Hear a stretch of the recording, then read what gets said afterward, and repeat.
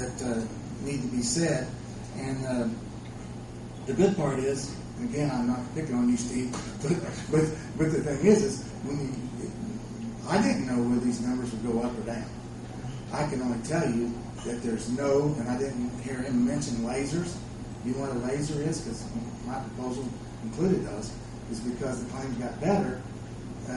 If you take $25,000 specific, there's no one that has a higher specific deductible than 25. Now, I don't know what his proposal says, but I'm assuming that the information that Companion has hopefully is the same information. At the last meeting, I said my numbers were fixed.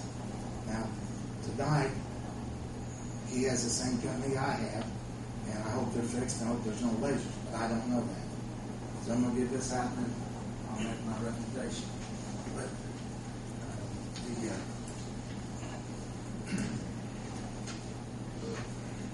I wish I could deliver a 0.19 or 0.38% increases. I would probably be very wealthy. I could do that for cities and towns and county governments. The other thing is I think your employees are very happy with SIHO as their TPA.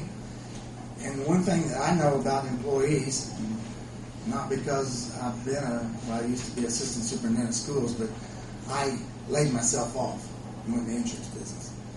What your employees, and there's a couple here, look at is no changes.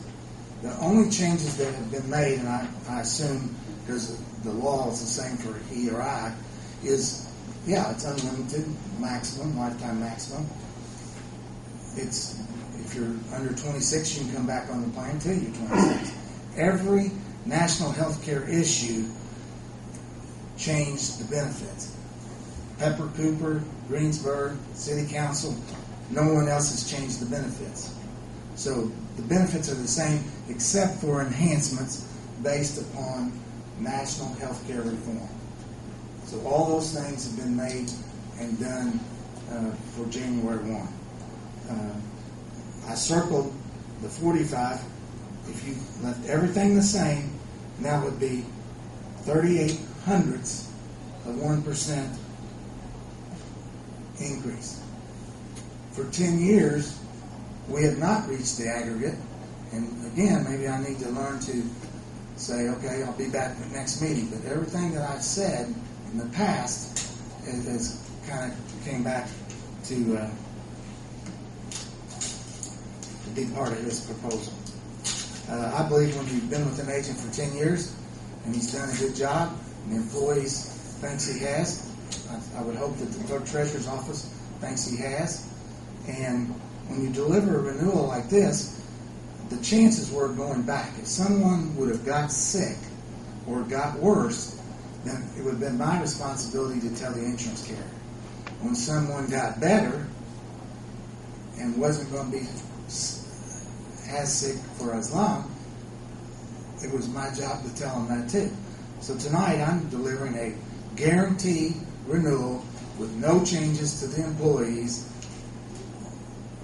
and no changes to the benefits except for national health care reform, which enhanced the benefits.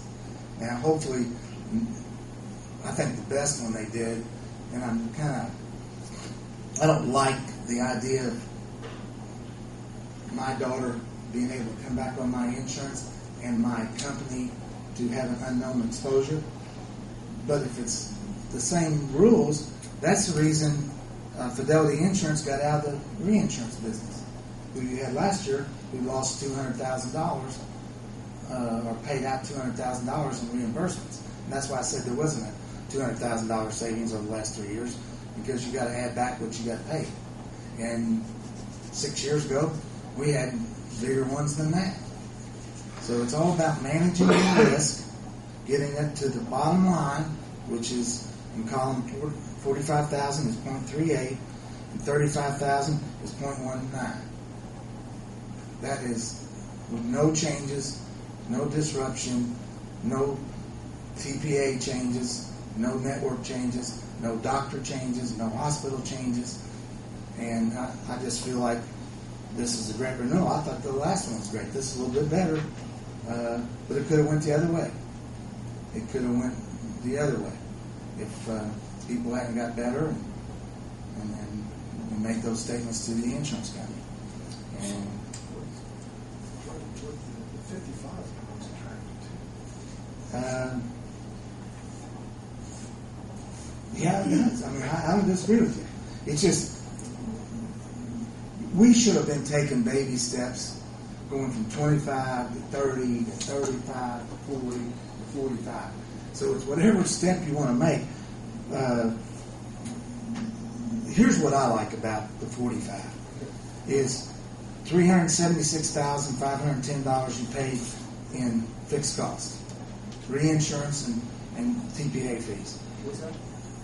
Just look at that first column where it says current. Go down there where it says administrative. It includes the premiums. $376,510.92. You go over to, say that again? I was looking at 45. Right? Okay, well then go over to 45. Right. You save $100,000 plus by going to the 45. And that's a pretty giant step between 25 and 45. You save even more, but when you get down to, because of that, the way it works, go down here to where it says maximum annual claims. It goes from $1,269,000 to $1,288,000. So it's whatever size step you want to take. I think $45,000 is a giant step. We have no lasers on any of this. And again, I never heard him mention lasers at the last meeting or this meeting, but I guarantee you that nothing will change with regard to your benefits. And depending on how you fund it and your non-reverting fund, every year they come to me, I'm talking about city council, and say what to put in next year's budget. You know what I use? I use 10 years worth of knowledge and cost. And most of the time I say you don't need to raise it. And after I say that, you don't do what you want.